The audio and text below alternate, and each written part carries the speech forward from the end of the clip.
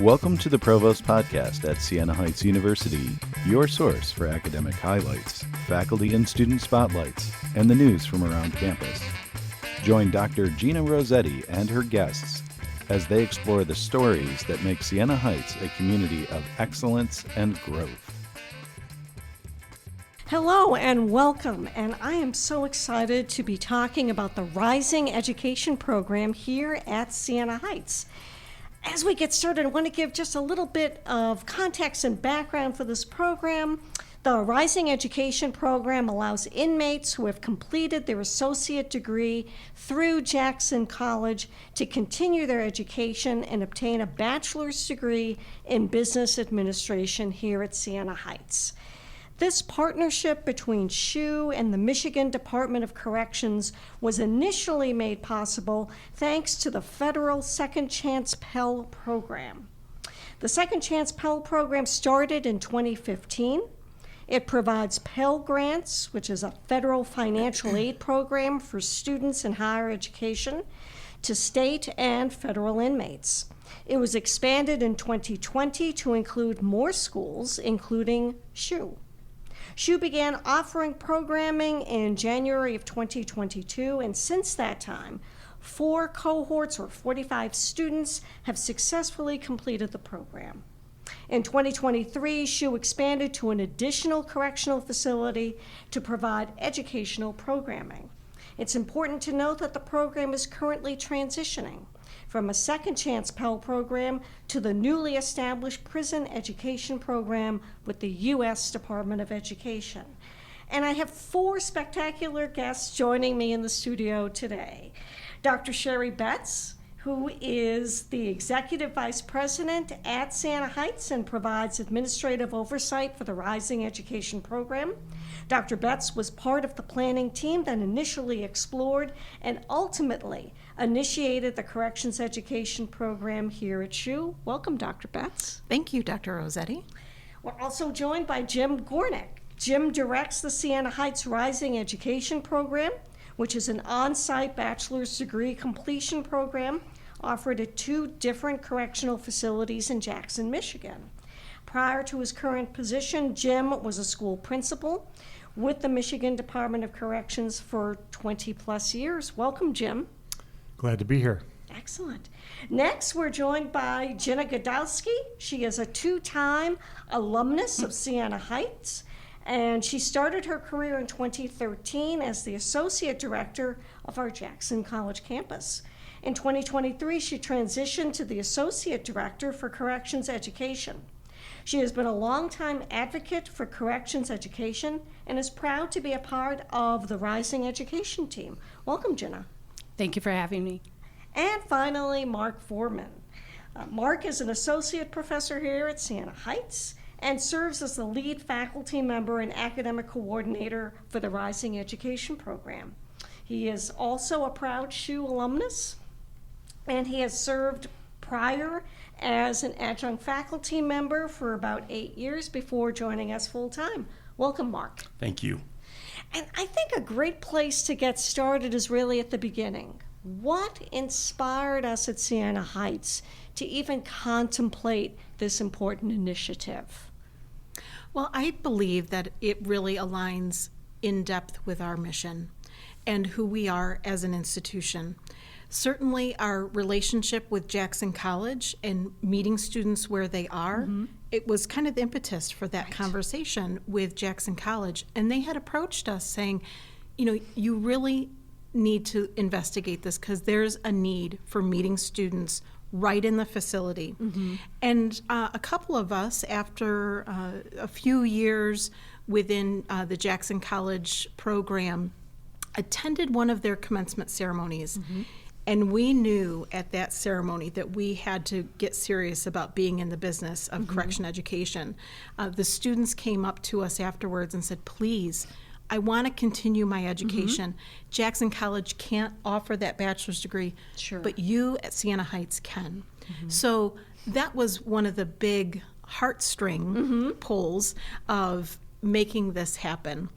And after that commencement ceremony that took place, we came back and started planning and thankfully Our application was accepted, and we have a really nice relationship with Jackson College and the Michigan Department of Corrections that helped with that application process. That's wonderful. And how did you come to find one another? Jim, how did you come to be involved in the project?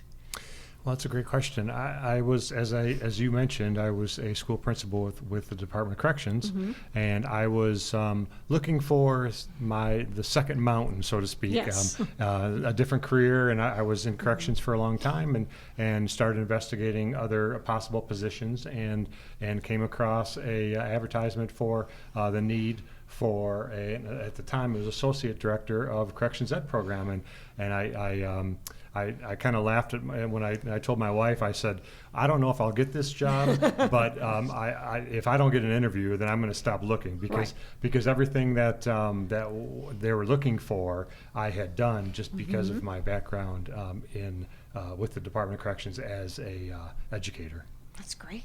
And as you entered the project, how did you work collaboratively with the team to provide not only the expertise that you brought to bear given your previous work experience, but how did you also help Siena think about what could be?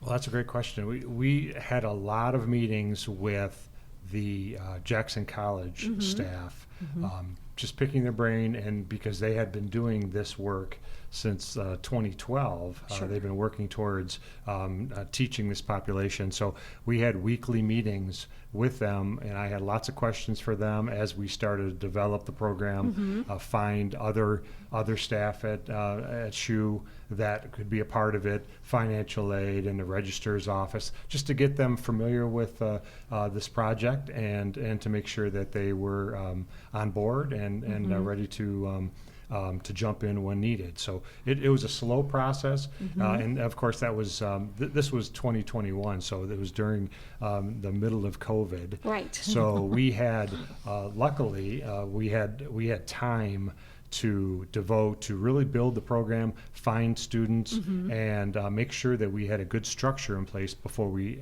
ultimately started offering classes, which was January of 2022. That's great. And what have been some of the initial classes when we first began? And that's open to all of us. Excuse me. Typically, our students start off with the LAS 330 course, now 330, and Living the Liberal Arts course. They also start off with Social Ethics, Philosophy 320, I believe. And then the third course that we have just rolled in is their introductory semester with Siena is BAM 441, the managerial communications, which is a foundational level course that we've found is very beneficial the earlier we offer that, and the feedback from our students has been, and our instructors has been, overwhelmingly positive. So those are the initial courses, and then Jenna may be able to shed some light on the electives. Sometimes we have to get students caught up as they transfer in, so that it is a smooth process as we move through that 4 to 5 semesters that they are with Siena once they transfer in. Yeah, they also take career management, BAM 301, which we hand selected for this particular population so that they can start thinking about a resume and just what those conversations look like upon re-entry when they talk to employers about gaps in their employment. They take labor relations. They will take managing cultural differences. We really spent some time thinking about what the sequence of classes should look like, and what courses might be most beneficial to this particular group. And then we do run some electives for students who need additional credit. We've done business ethics, we've done stress management. We try to get them a nice variety of courses. That's terrific. And for our listeners, how do you, as a program, think through some of the initial resistance others might have in terms of educating the prison population, right? And we tend to objectify and put into one basket an entire group of diverse people. How would you begin to counteract that mindset? One of the things that we started doing early on was educating our SHU community. And that involved getting a session approved for workshop week. Sure. Where we could talk about the program as a whole and provide some data on recidivism, among other things, that really drives home how powerful our program is, and not just the Rising Education program, but the many schools in Michigan who are also educating students through the DOC. That's terrific. Yeah, well, the other thing on top of that was having some instructors during the conference and the presentation talk about and give real life examples, because they were actually teaching in the program, and just to give kind of a passionate plea to other potential instructors to give it a try, because there's always apprehension to go into a prison environment. Sure. And so my experience is most instructors that teach in this program say, boy, I wish I would have done this years ago. I really, really, really enjoy working with this population, because there's so much energy in the classroom, and how much they appreciate the opportunity that we're providing. That it's really, I think that it's we're changing the minds of potential staff as well, just getting them involved and getting them interested in considering that opportunity for them. So That's wonderful. Yeah, we've also found that as we've had conversations with additional faculty and staff, and they come on board, then they become advocates. It's Right. not just the 4 of us or 5 of us talking about it. It's people talking to their other colleagues and saying, this is the great experience that I've had. Here's the entry process, the exit process when you're going to and from a facility. Sure. And I think giving people more information so that they understand you're not going to go through this alone. There's no bad question. Just, Right. we want to help you be prepared for success as well. And that's been a very powerful thing as we've done these conference sessions year after year.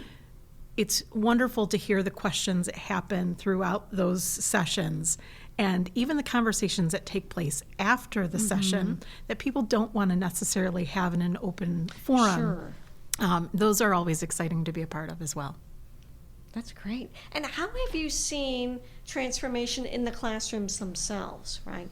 If we've been talking about the perceptions that instructors might bring to the situation, what are the stories the men have told themselves about themselves? And how do you see that change over the course of their time in the education program? I can speak to that. I often joke that, with all the administrative logistical challenges that Jim and Jenna and Sherry handle, I get the fun part of working directly with the students, right? So your question comes at a great time. Sherry and I just recently were exchanging some ideas, and one of the messages that we really try to share is for our students to forget the mistake, but remember the lesson. Right. Yeah. And we present it in more of an educational context, but for our students, it's a metaphor for something much deeper. We work in a cohort with our students, and as an instructor, it would be very difficult to go back and move away from that cohort framework, because we get to your point, we get to see that improvement. Early on, one of our students from cohort 1, he stayed after class, and he shared with me that when he arrived in prison, he couldn't read. So he learned to read, obtained his GED, obtained 3 associate degrees at Jackson College. Wow. And then is a proud graduate from our cohort 1 within our BBA program. The beauty of the BBA program is its versatility, and as Jenna noted earlier, the courses that we're able to provide, when they need electives, we move outside, and we try to broaden their horizon with additional liberal arts courses, humanities, and so on. I'm not entirely sure if I answered your question. I think you asked something along the lines of students in terms of maybe finding themselves. Yes, how do they change the story they've told themselves or that they've believed about themselves? Yeah. I think we in the program that engage, whether it's staff or faculty, we embed through our mission. Sure. We at Siena, we were able to assist them in believing in themselves. And we see this expansion and growth and confidence. They come in very dedicated, very appreciative of the opportunity. And so many of them had just never had the opportunity. And so I think want to turn it over. Thank you. Thinking about the career management course, in many cases, they've not had a career or thought of having a career. So there's conversation that has to take place of, you need to understand you're going to have a career, so let's help you plan for that. Let's not fall back into that old thinking. Exactly. Let's change the message, the narrative. And sometimes certain students will struggle with that, especially if they entered into the DOC at a younger age and didn't have that model. So they need to understand that this is possible. This is a reality for them. They are going to experience reentry, and let's start planning now instead of waiting until that day comes. So that's a very practical, just narrative. From a storytelling perspective, I think back to our first commencement speaker, Mr. Jackson. And I say Mr. Jackson intentionally because the way we interact with students, we show them a high level of respect. We want them to understand we see them as an individual. Yes. We see them as a person, not their number, not their past, but what they're doing in the program at the present. And so in Mr. Jackson's remarks, he was very detailed about understanding that what he was going through in education while incarcerated was a process. And he talked about it being his chrysalis moment. And that imagery just resonated so significantly with the audience that day. We've started keeping all of the commencement addresses so that when we hit milestones, maybe we can publish that at some point. We've also, from an Eclipse standpoint, we've had students submit that they want to be authors. We're trying to help them see themselves in a different way, and anything that we can push in their direction and help facilitate. Maybe you want to share about Common Dialogue Day, that idea that came up. Yeah, it's a great, and just bringing in more members of the Siena family to the REP team. Our friend Casey Koss. Yes. Casey had the idea. He said, Mark, why can't we bring Common Dialogue Day into the correctional facility? And part of me was embarrassed because I hadn't thought of it myself, but I said, Casey, that's a wonderful idea. And we've talked about that. How do we facilitate that moving forward? Because it's bringing in, again, a goal of ours is how do we bring as much of the on-campus experience into the correctional facility. And I couldn't think of what a great idea on Casey's part. And Casey's been instrumental in assisting us in getting resources and academic material to our students for their projects. That's wonderful. Yes. Absolutely. And the English professor in me is just thinking about what are those opportunities to build agency among the students. You think about creative writing, you think about theater arts, and really giving them an opportunity to shine and hold forth and to be that dialogue participant. If I were to come to a class, what would I see? What would I get to experience? That's a good question. One of the things that I learned as I came on board and started going into correctional facilities was that there's actually, in most cases, there's a standalone school at the correctional facility. So you go into the building, you get yourself signed in, There's a corrections officer there, just making sure everyone's in the right Sure. space. But once we get into a classroom, it looks like most classrooms. There's a desk for a teacher, there's a whiteboard, there's inspirational, signs along the wall. We've gotten new furniture into some of the classrooms at some of our facilities. So it looks just like a classroom might here on campus. That's great. Yep, without technology. Sure. We have to put that out there, but work in progress to improve the technology. And with the students, I think you would see a group of gentlemen that are very engaged and appreciative, and just very attentive to the audience, whether it's with the instructor or myself. Jenna and I go in on a weekly basis, and we call it kind of our office hours. Sure. And our job is to take care of all the little things so that they can focus on the coursework. So Mark can do his magic, and Dr. Betts can, when she's teaching, they can focus on the classes. But in those experiences, they're always respectful and appreciative of the opportunity. We had a great opportunity to have President Palmer address our students yesterday, as a matter of fact, and it was really good to see that every student that we called out, both current students and alumni.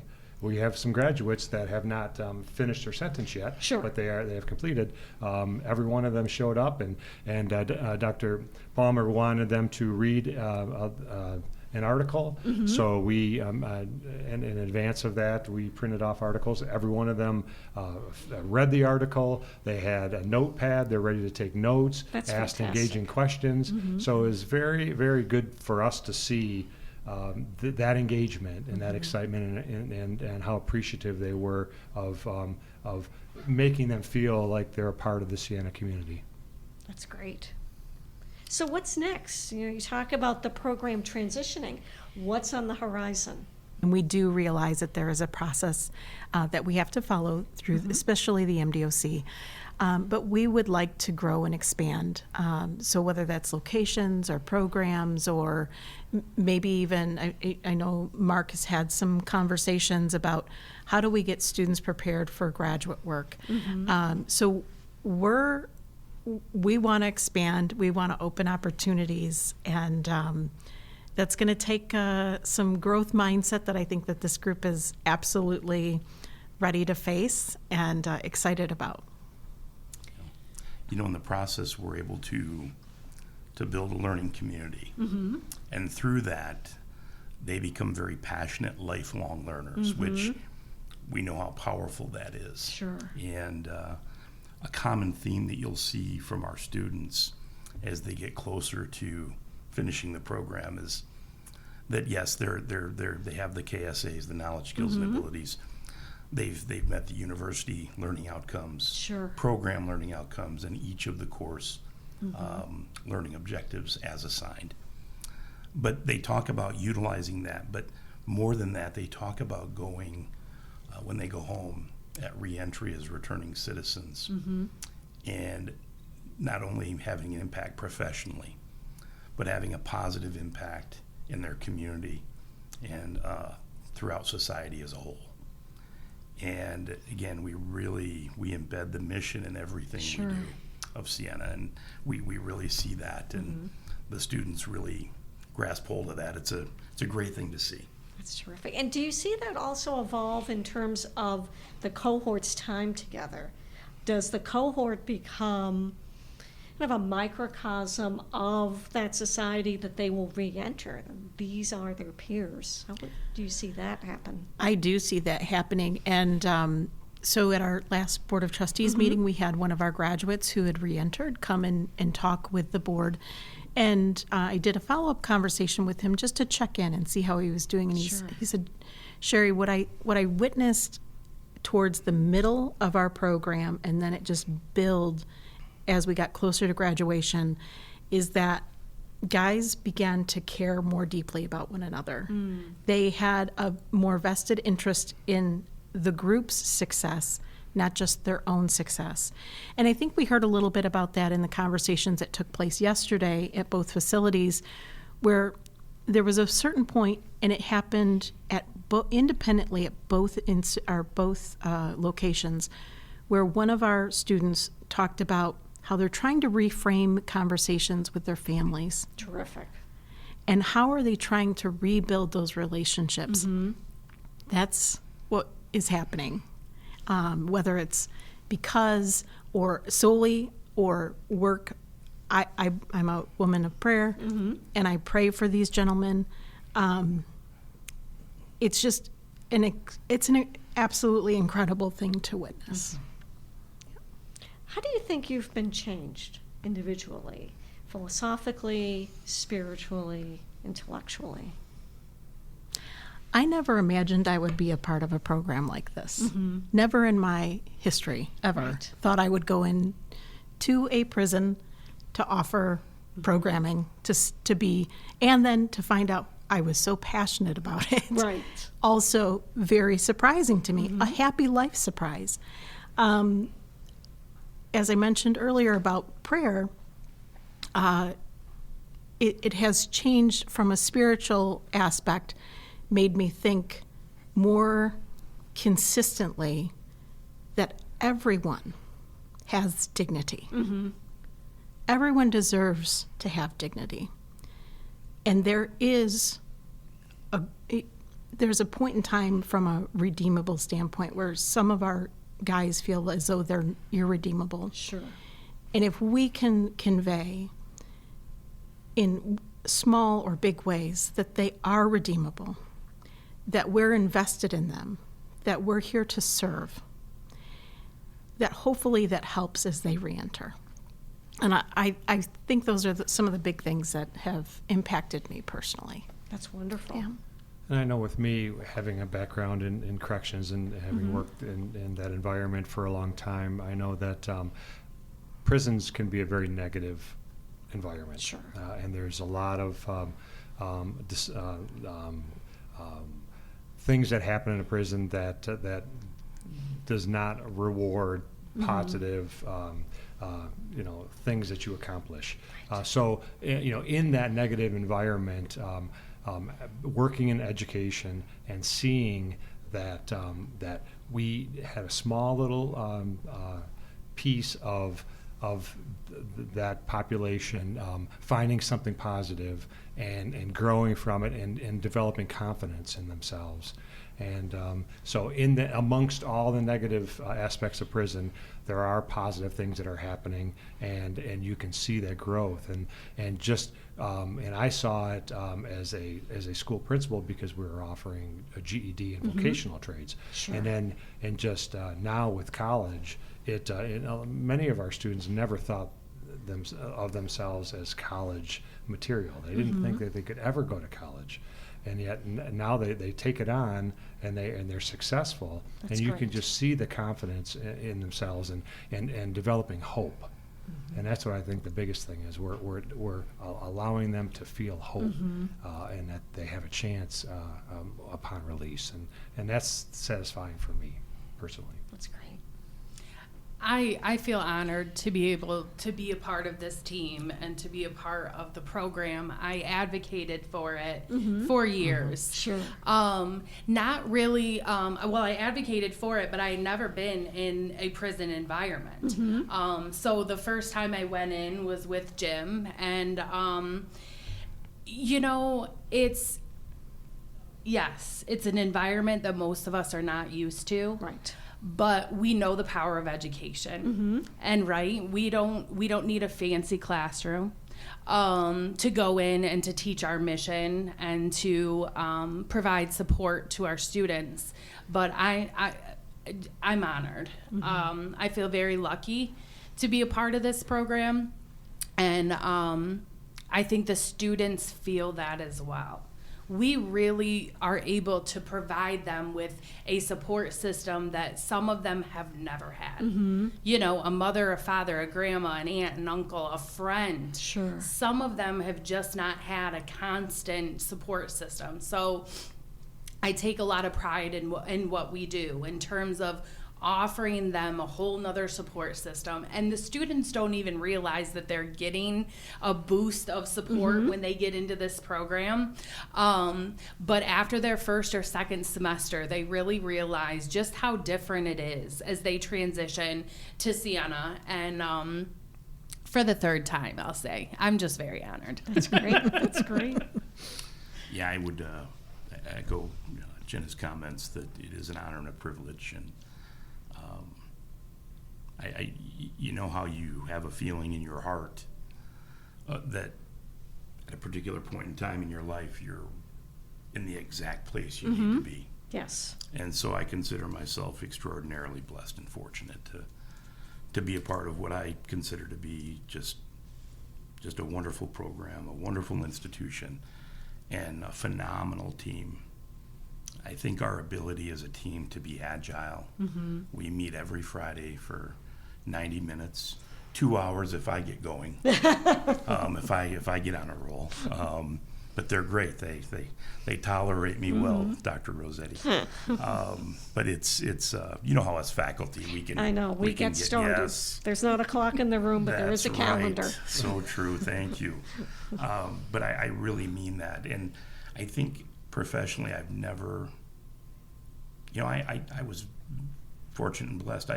Previous to coming to higher ed, I did 30 years in the fire service. Sure. And as a first responder, yes, lots of very rewarding career, but honestly, it doesn't compare to this. Right.